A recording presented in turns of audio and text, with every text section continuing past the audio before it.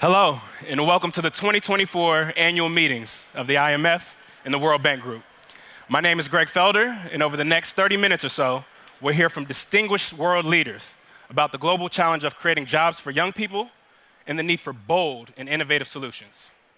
Due to dramatic increases in population, sub-Saharan Africa will be home to more than 1/3 of the planet's youth by 2050. Now, improved education means stronger aspirations. But under the current trajectory, job growth cannot keep up.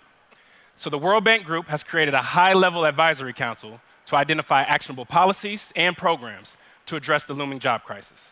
The goal is to transform this challenge into an opportunity and drive future prosperity.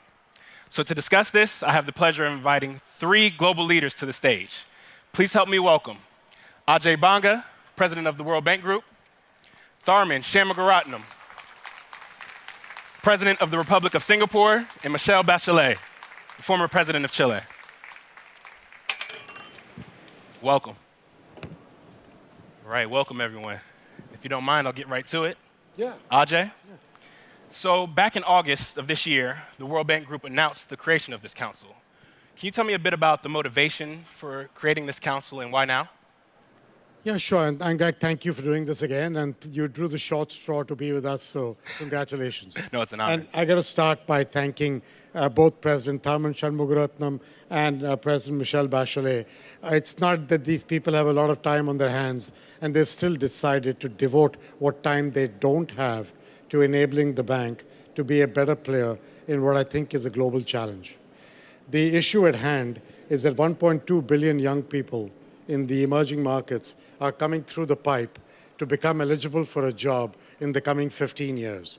Most people in the emerging markets, and most of us, address that as a demographic dividend for these countries. And yes, it is a dividend if, like you and me, they grow up with clean air, clean water, healthcare, and education, and when they are grown up, they get access to a job. Because a job is not just income, it's dignity. A job is not just dignity, it fights poverty. The best way to fight poverty, the best way to put a nail in the coffin of poverty is a job.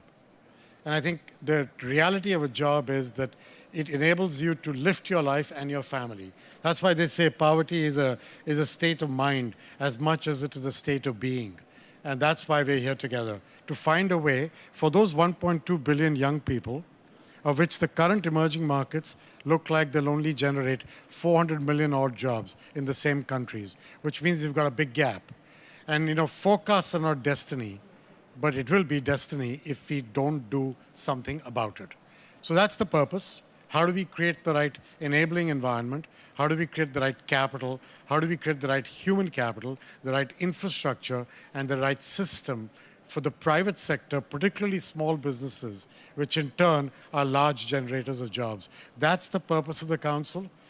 The World Bank has many assets to bring. We understand the public sector. We understand the private sector. We understand how to enable policies. But having an outside-in view from practitioners and from people who have done this with great success in their life, the two of them, but the council they've put together, is to me my biggest asset. That's why we've got this going, and that's why I want to thank them again for being here. Thank you, Ajay. And I want to thank you too as well. We're so happy to have you supporting this initiative. I want to know a bit about your personal motivations as well. Why is now such an important time for you to be serving as co-chairs of this council? And President Tharman, I'll start with you.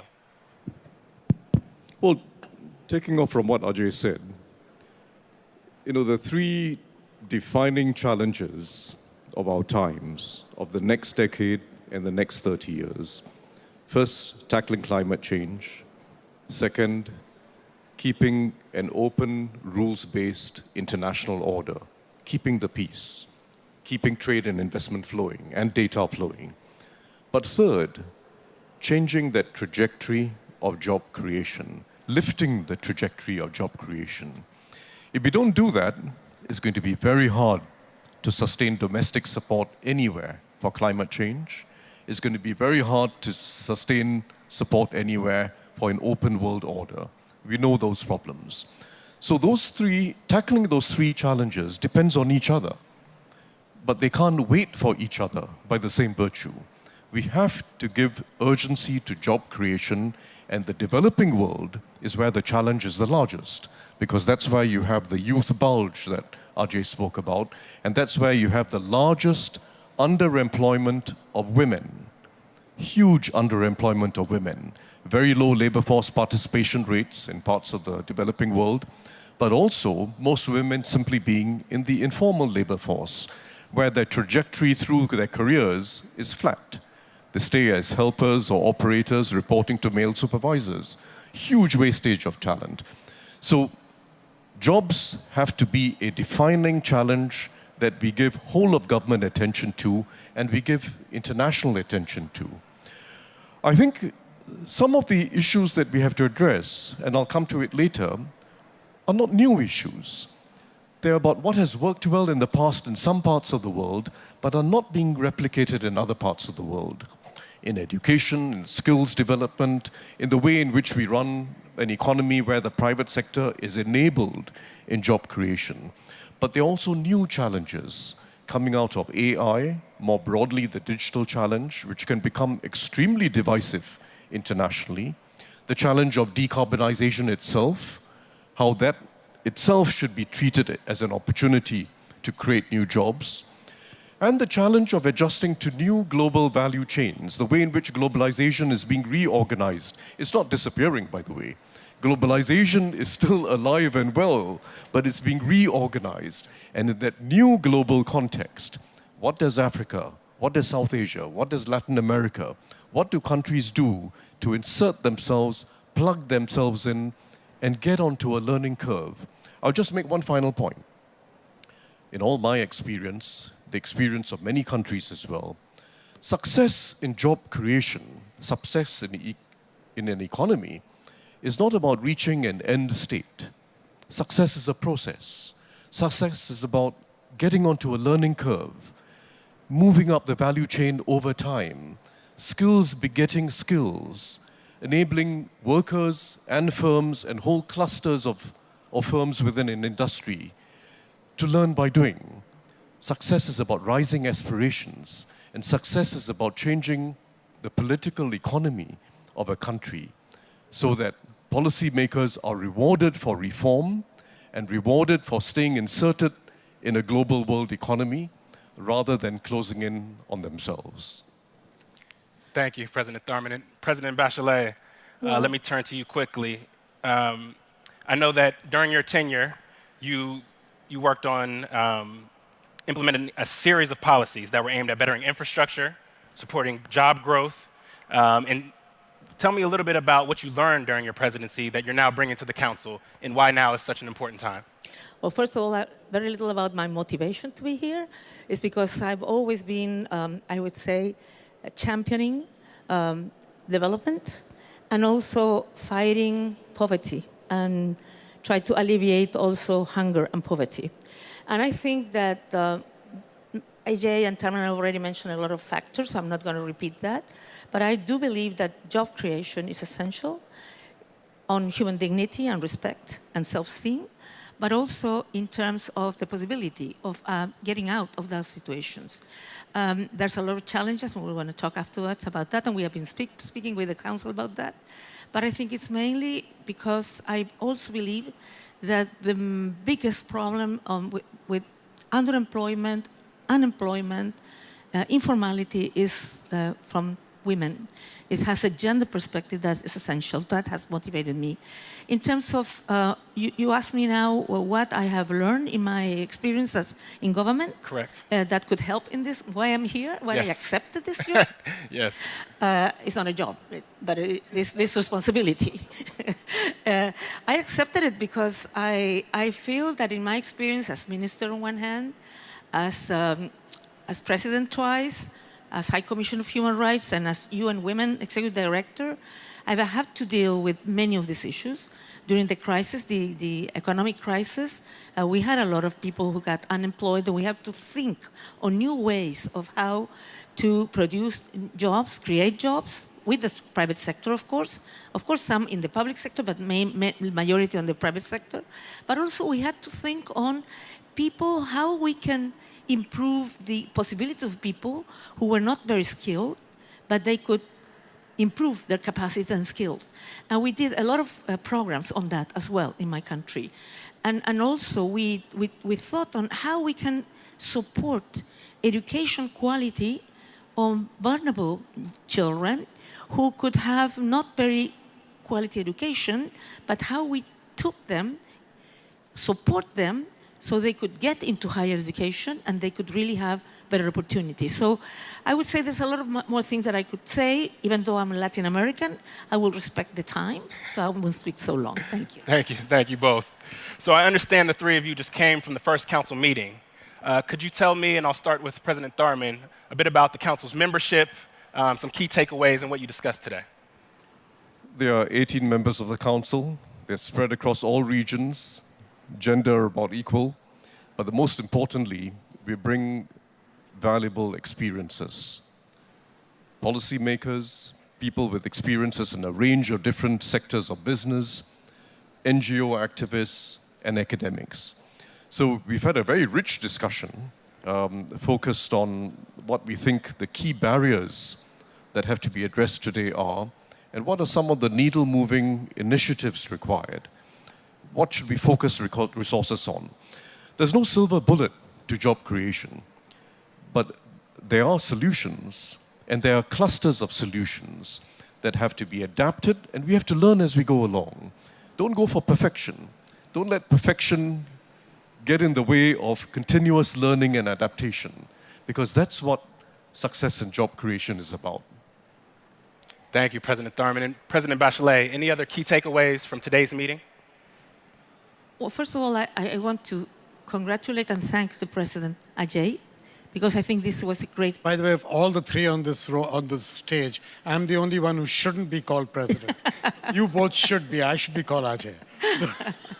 Yeah, no, but I think it's so important. Huh? And the group that has been organized is really a very interesting one, because many of them even say things that make me think about the way I have been thinking about jobs. Huh?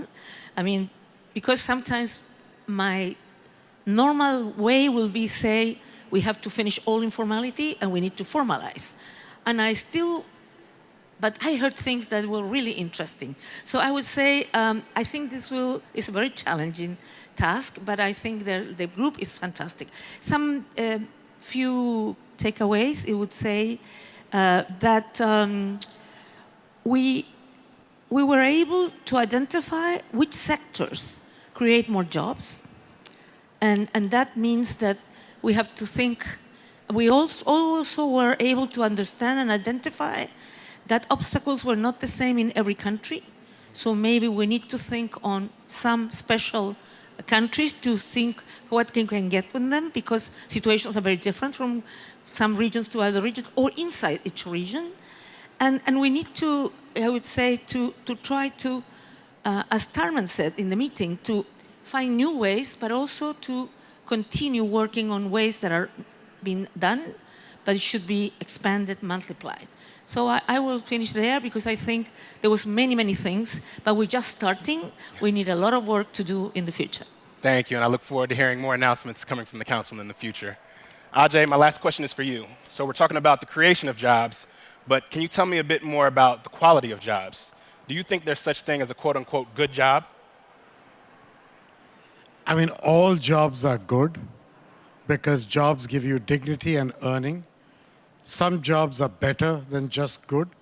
Everybody wants to climb up the ladder of a good job. I think President Tharman today in the session made a really good point about the ladder, which has been in my mind for a long while. You know, to climb a ladder, you have to get your hands on the bottom of the ladder so you can climb the rungs. And I think what we have to do is to be careful to not sort of prejudge everything from one eyesight, but to remember the alternative of not having a job is a really poor alternative for young people and women. It's not just a working job, it's entrepreneurial opportunities. Michelle is a great supporter of gender. We were talking along with a few other members. We're going to be launching a great gender event tomorrow. And one of the things we're talking about, and Mamta is leading this for us, is the question of getting financing to women for entrepreneurship. Women entrepreneurs employ women as well. They liberate the idea of getting more women a chance to be productively employed in our society and our system. So there's many things about jobs that I don't want to qualify into good and bad, formal and informal, good and better. I want to first start with jobs. I want to start with the dignity of a job, and then I want to work our way up that ladder to always improve a person's chance. The process that President Thurman talked about, the process is as important as the end, and that's where we'd like to go. Thank you. President Thurman, looks like you have something to add. 3 low-hanging fruit. First, tackle childhood stunting. The World Bank has been pointing this out. Several countries are now taking it seriously. In my part of the world, Indonesia, for instance, is now rolling out a nationwide nutrition plan. Childhood stunting is a huge problem. 30% of kids up to age 5 in low-income countries suffer from stunting, which is a lifetime that is stunted. 25% or a quarter of those who are in low and middle-income countries are stunted. And it's about individuals having their lives reduced, but it's about whole nations having their potential reduced. It can be tackled. We know what has to be done in nutrition and early childhood upbringing and maternal health. Second low-hanging fruit. Quality of education, not just quantity, not just tracking numbers of how many years of schooling people put in, boys and girls. Again, the World Bank has been pointing this out. Learning poverty is still a huge issue. On average in the developing world, kids of a certain age are actually, in learning age terms, 3 years below their actual chronological age. Kids in grade 5, 50% of them do not have the basic reading skills, the basic arithmetic skills that grade 2 should have. So tackle quality. Teacher training, how we organize recruitment of teachers, how you incentivize them. Tackle quality, not just quantity. Third issue, the massive mismatch of skills, demand and supply when people leave school or even when they leave college. It's not just a developing country problem. It's a problem in the United States, in the UK, in Europe, everywhere. But it's a huge problem in the developing world. That mismatch of what people are trained for compared to what is in demand in the market, which leads to a defeat of aspirations, particularly for those who've spent resources on going to college or going to university, and then find out when they come out that they don't have anyone who's interested in what they were trained in. Again, it can be fixed. We need to, in fact, close the gap between employers and educational institutions and use technology where possible to close those information gaps. Get a lot more granular information on what employers need, feed it back into curricula, increase internships, increase what's called the dual education mode, where people study and work at the same time. Some countries are trying it out quite successfully, and it needs to be replicated. Essentially, we need fairly wholesale reform in tertiary education systems and skills development systems at that stage when youth are about to enter the workforce, but also once they're already in the workforce. Thank you, President Thurman. Thank you, President Bachelet, and thank you, Ajay, for your time today. And that will bring us to the end of this event. I hope it's been informing and engaging for all of you. You can watch the replay of this event or any other event. Just visit live.worldbank.org. Please continue sharing your comments. We love to hear from you. Just remember to use the hashtag WBGmeetings. Thank you for joining us, and take care.